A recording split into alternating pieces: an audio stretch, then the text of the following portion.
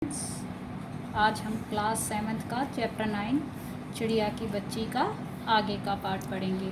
इसमें सेठ और चिड़िया आपस में बातें कर रहे हैं। ठीक है, तो इस पैराग्राफ में भी यही दिखाया गया है कि सेठ किस तरह से लालच देकर चिड़िया को अपने पास रोकने की कोशिश कर रहे हैं। वे यही कहते हैं कि मेरे बगीचे में ऐसे सुंदर सुंदर फूल हैं, बहुत बहुत तरह के रंगों के, जो कि सिर्फ तेरे कहने पर खिलेंगे। जब तू कहेगी वो तभी खिलेंगे। उनकी तरह तरह की खुशबू है और इन सब सुंदरताओं के सामने तेरी माँ क्या है? तेरी माँ तो फिर इन सब चीजों के सामने कुछ भी नहीं है। तेरे घोंसले में है ऐसे फूल, तेरे आसपास है ऐसी सुंदरता, नहीं है। तेरे घोंसले में तो कुछ भी नहीं है। और तू खुद को देख कि तू कितनी सुंदर है, इतनी सुंदर तेरी गर्दन है, ऐसी रंग बिरंगा तेरा शरीर, देह मतलब शरीर, तो कैसा रंग बिरंगा तेरा शरीर है। तो अपने मूल्य को जानती ही नहीं है कि तेरी वैल्यू क्या है, तेरा मूल्य क्या है। मैं तुझे सोने से मढ़कर, अर्थात मैं तेरे ऊपर सोना चढ़ाकर तेरे मूल्य को और बढ़ा दूंगा और चमका दूंगा। तूने मेरे मन को प्रसन्न किया है, इसलिए तू मत जा और तू यहीं रह। आगे क्या होता है? चिड़िया कहती है, सेठ मैं अपने को नहीं जानती, इतना जानती हूँ कि माँ मेरी माँ है और मुझे यहाँ देर हो रही है। सेठ मुझे रात मत करो, रात में अंधेरा बहुत हो जाता है और मैं राह भूल जाऊंगी। फिर चिड़िया ने सेठ से यही कहा कि मैं नहीं जानती मेरा मूल्य क्या है और मेरे को जानना भी नहीं है कि मेरा मूल्य क्या है। मैं तो बस एक ही बात जानती हूँ कि मेरी माँ जो है वही मेरी माँ है और वही मेरा सब कुछ है।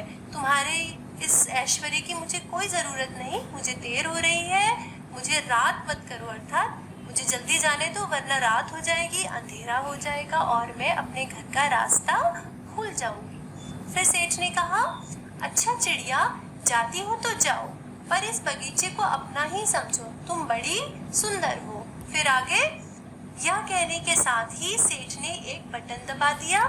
उसके दबने से दूर कोठी के अंदर आवाज हुई, जिसे सुनकर एक दास झटपट भागकर बाहर आया। यह सब क्षण भर में हो गया और चिड़िया कुछ भी नहीं समझी। तो फिर सेठ ने चिड़िया से कहा कि अच्छा ठीक है, तुम्हें जाना है तो तुम जाओ, लेकिन इस बगीचे को तुम अपना ही समझना, तुम बहुत सुंदर हो। और ऐसा कहते हुए उसने चालाकी से एक बटन दबाया और जिसको दबने से उसकी कोठी के अंदर कुछ आवाज हुई और एक उसका नौकर झटपट भागकर बाहर कोठी के आ गया।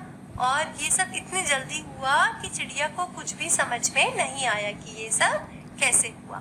आगे सेठ कहते रहे, तुम अभी माँ के पास जाओ, माँ बाट देखती होगी, पर कल आओगी ना, कल आना, परसों आना, रोज आना। यह कहते कहते दास को सेठ ने इशारा कर दिया और वह चिड़िया को पकड़ने के जतन में चला। सेठ कहते रहे, सच तुम बड़ी सुंदर लगती हो, तुम्हारे भाई बहन हैं? कितने भाई बहन हैं? तो अब यहाँ पर क्या हुआ कि सेठ ने अपने दास को इशारा करा कि वह चिड़िया को पकड़ ले, और दास जो था वो चिड़िया को पकड़ने के लिए, नौकर जो है वो चिड़िया को पकड़ने के लिए आगे बढ़ने लगा। और तब तक सेठ चिड़िया को अपनी बातों में फुसलाने लगे या बहलाने लगे ताकि वो उड़ के ना चली जाए। फिर चिड़िया ने क्या जवाब दिया कि 2 बहन 1 भाई, पर मुझे देर हो रही है। जब सेठ ने पूछा कि तुम्हारे कितने भाई बहन हैं, तो उसने कहा कि मेरी 2 बहनें हैं और 1 भाई है, लेकिन मुझे जाने दो, मुझे देर हो रही है। फिर सेठ ने उसे बहलाने की कोशिश करी और क्या कहा, हाँ हाँ जाना, अभी तो उजेला है, 2 बहन 1 भाई है, बड़ी अच्छी बात है। तो सेठ चिड़िया को बातों में फुसलाने लगा। फिर क्या हुआ, पर चिड़िया के मन के भीतर जाने क्यों चैन नहीं था। वह चौकन्नी हो चारों ओर देखती थी। उसने कहा, सेठ मुझे देर हो रही है। सेठ ने कहा, देर? अभी कहाँ, अभी उजेला है मेरी प्यारी चिड़िया, तुम अपने घर का इतने और हाल सुनाओ, भय मत करो। चिड़िया ने कहा, सेठ मुझे डर लगता है, माँ मेरी दूर है, रात हो जाएगी तो राह नहीं सूझेगी। तो यहाँ पर क्या हुआ कि चिड़िया को कुछ कुछ अंदाज होने लगा कि सेठ उसको पकड़ने की कोशिश करेगा। तो यहाँ पर क्या हुआ कि चिड़िया को अपने मन के भीतर ही भीतर आने वाली किसी आशंका के लिए डर लगने लगा, यानी कि उसके मन का चैन जो था वो कम होने लगा और वह चौकन्नी होकर चारों तरफ देखने लगी। फिर सेठ से कहने लगी कि मुझे देर हो रही है, मुझे जाने दो।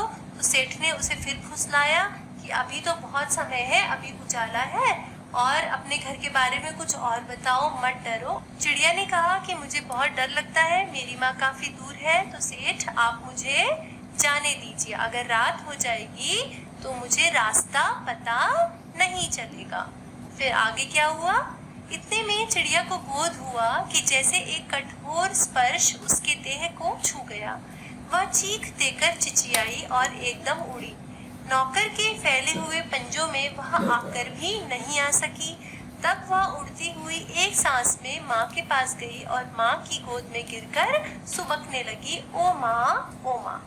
इतने में क्या हुआ कि जब तक वह सेठ चिड़िया को अपनी बातों में फुसला रहा था, तो चिड़िया को ऐसा लगा कि जैसे कोई कठोर सा स्पर्श उसके देह यानी उसके शरीर को छू गया और वो जोर से चीखी और एकदम उड़ गई।